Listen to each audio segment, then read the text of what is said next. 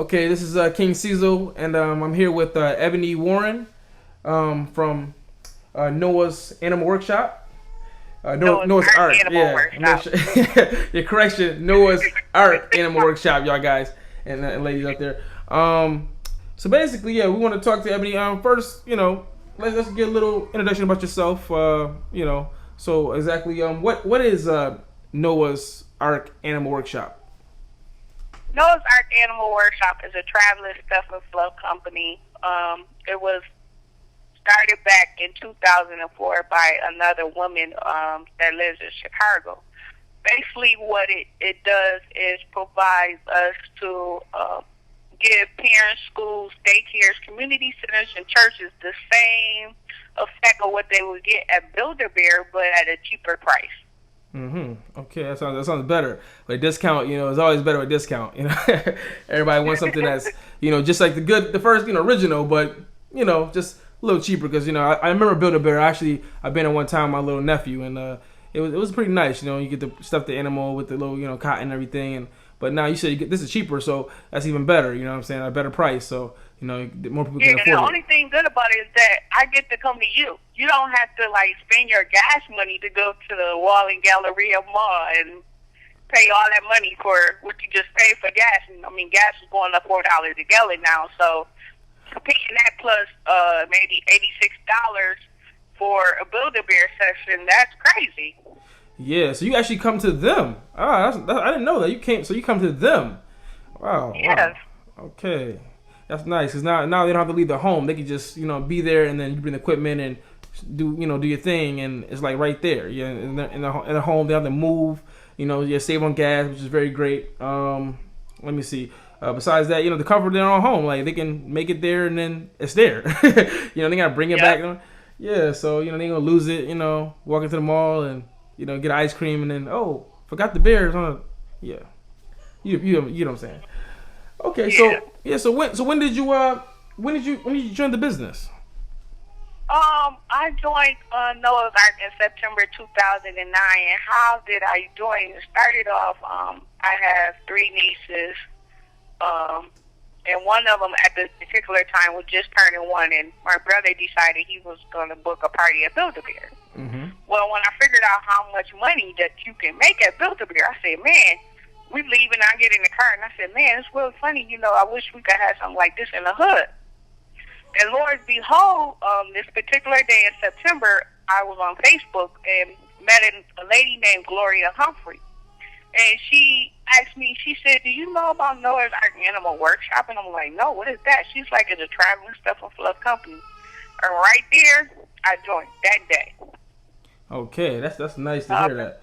You joined that day, so you seen it. You was like, oh, this is a great opportunity. You like, I like the way this what I'm saying, looks. I like the whole idea behind it, and you were like, I'm with it. That's what's up. I like that.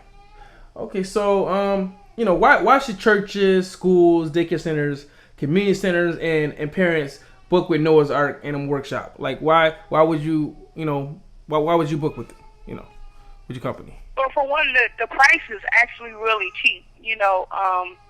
The party practices plans that we have, we do large group. We specialize in large groups, and to be able to charge a non-for-profit organization or a profit organization, we charge them $10 per child, which allows them to be able to stuff a beer at that price.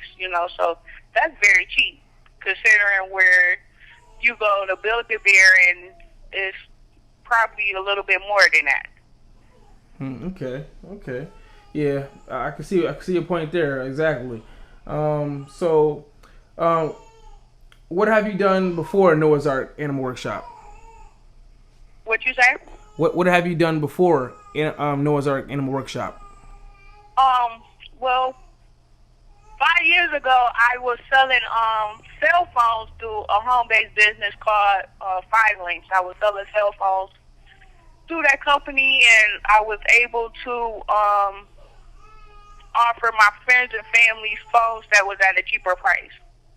So I was doing that for the past 5 years, and then when before that, I'm on an interview. Hold on one minute. So what else did you say? Oh, it was right between the part about what have you done before? You started working at Noah's Ark Animal Workshop. Yeah, I was working with a home-based business company called Five Links Enterprises, and before that, I was with Avon. So I've been in network marketing for a long time. Okay, that's what's up.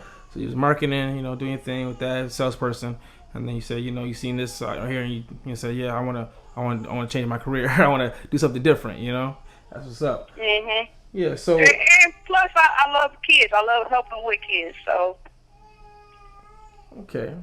So why should people, pick Ebonie Warren to be the area party leader? And what have you done to give back to the community? Well, actually, I had donated 20 bears to Children's Hospital.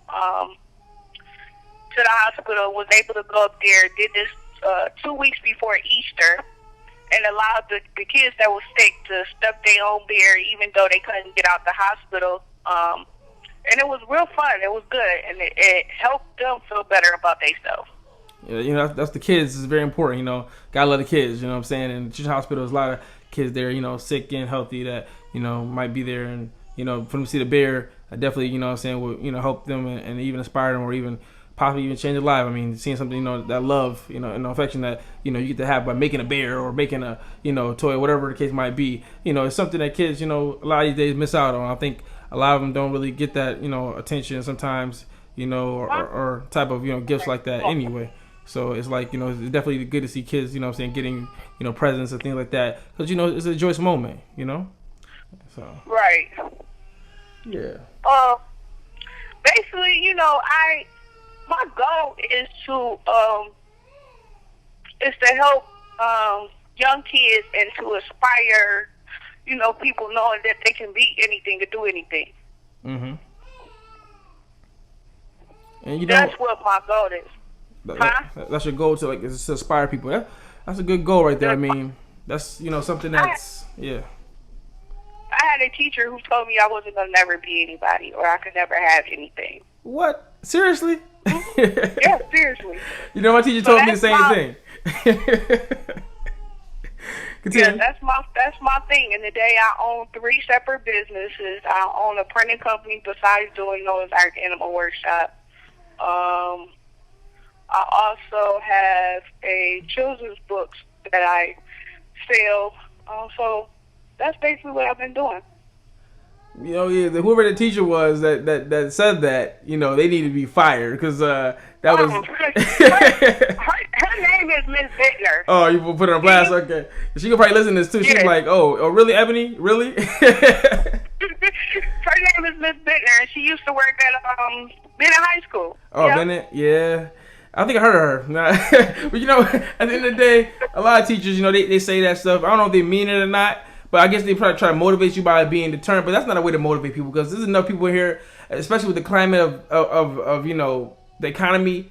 A lot of people can't get jobs and things, and they can get jobs. It's like it's not a job they want. So it's like some people just give up hope totally. So for the fact that people will say that, like a teacher could say that's supposed to be teaching you to do better in life, to try to deter you and say, oh, you're gonna be nothing. I mean, some people might just actually feel that way and actually become nothing. Whereas, people like us might take that right there and be like, yeah, give it a finger, and then be like, okay, I'm gonna become something and become something. You know what I'm saying? And just to prove them wrong. But it really not proving them wrong. You're proving to yourself that you can do anything. You know what I'm saying? And at the end of the day, that's where teachers. I don't know. Some teachers they're like that. You know what I'm saying? I don't know why they say stuff like that. It's like the opposite of why you're a teacher. Why would they even have that job why would you even take a job like that to teach kids, and then at the end of the day, you telling these kids like they ain't gonna be nothing. They ain't gonna, our school system is so messed up.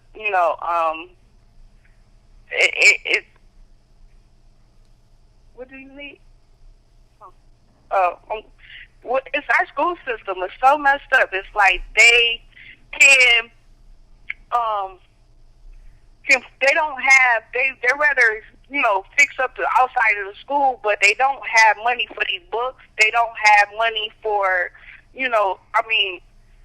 to teach these kids on a different skill level. Like if you go out of town, you go to ATL, you go to